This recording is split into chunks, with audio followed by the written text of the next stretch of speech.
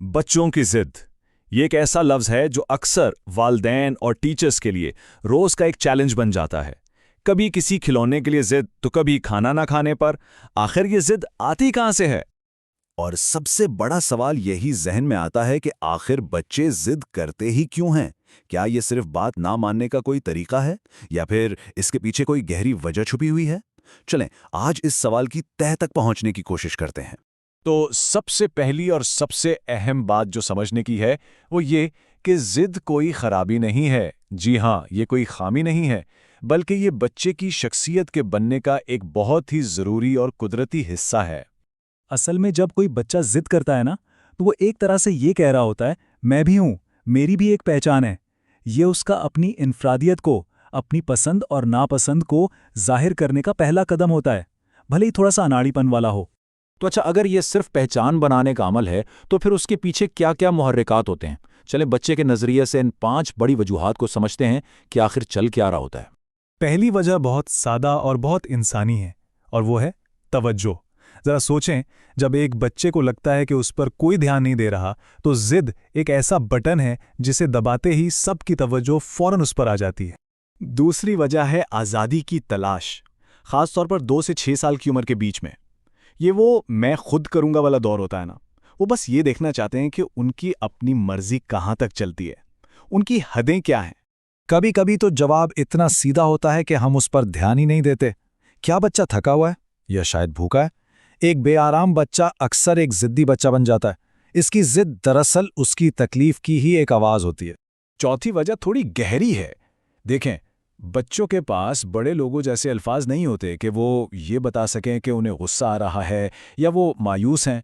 ऐसे में जिद उनके जज्बात को बाहर निकालने का वाहिद जरिया बन जाती है, उनकी जुबान बन जाती है। और पांचवी वजह का ताल्लुक बराह रास्त हमसे है, यानी वालिदैन के रवैये से। जब एक ही काम के लिए कभी हाँ और कभी नहीं होती है तो बच्चा कंफ्यूज हो जाता है। फिर वो जिद करके ये जांचता है कि असल उसूल क्या है, असल लाइन कहाँ पर खींची हुई है। तो वजूहात तो समझ में आ गई। अब आते हैं उसके हल की तरफ। और अच्छी खबर यह कि इसका हल लड़ाई में नहीं बल्कि समझदारी में है। आइए कुछ ऐसे अमली तरीकों पर नजर डालते हैं जो वाकई काम करते हैं। सबसे पहला असूल, हमारा रद्द अमल ही सब कुछ है। गुस्से का जवाब गुस्से से देना ऐसा ही है जैसे आग पर तेल डालना। इससे जिद की आग और भड़कती है, लेकिन ठंडे दिमाग और पुरसुकून लहजे में की गई बात इस आग को बुझा सकती है। और ये रहे वो 5 कदम जो काबू पाने के लिए नहीं बल्कि रहनुमाई करने के लिए हैं। पहला, सुकून से उसकी बात सुने। दूसरा, उसे हुक्म देने के बजाय 2 आसान ऑप्शंस दें, जैसे आप लाल जूते पहनोगे या नीले। इख्तियार का एक छोटा सा एहसास जादू कर सकता है। तीसरा, जब वो कोई अच्छी बात माने तो दिल खोलकर उसकी तारीफ करें। चौथा, घर के उसूल वाज़े हों और सबके लिए एक जैसे हों। और पांचवा और सबसे कीमती, उसे अपनी मोहब्बत और वक्त दें। अक्सर जिद की प्यास सिर्फ तवज्जो के पानी से ही बुझती है। तो ये सिर्फ कुछ टिप्स नहीं है, ये एक मुकम्मल सोच है, एक ऐसा नज़रिया जो सब्र, मोहब्बत और हिकमत पर मबनी है। और इस पूरी सोच का निचोड़ इस एक जुमले में है, जिद करने वाला बच्चा बुरा नहीं होता, वो सिर्फ अपनी बात मनवाना सीख रहा होता है। वो इस दुनिया में अपनी जगह बनाने की कोशिश कर रहा है। हमारा काम उस कोशिश को कुचलना नहीं है, बल्कि उसे सही रास्ता दिखाना है। तो ये बात याद रखने की है कि मकसद जिद को हराना नहीं है, बल्कि उसकी तवानाई को समझदारी और खुद एतमादी में बदलना है। आज की जिद अगर सही तरीके से संभाली जाए तो कल की क़यादाना सलाहियत भी बन सकती है।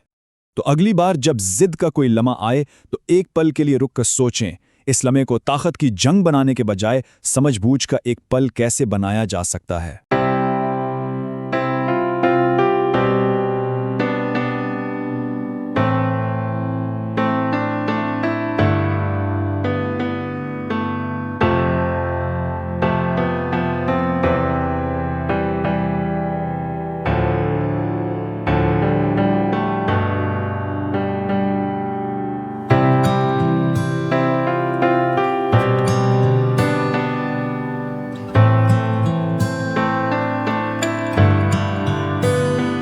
अगर ये मालूमात आपके लिए मुफीद साबित हुई हों तो वीडियो को लाइक करें, चैनल को सब्सक्राइब करें और इसे दूसरों के साथ शेयर करें।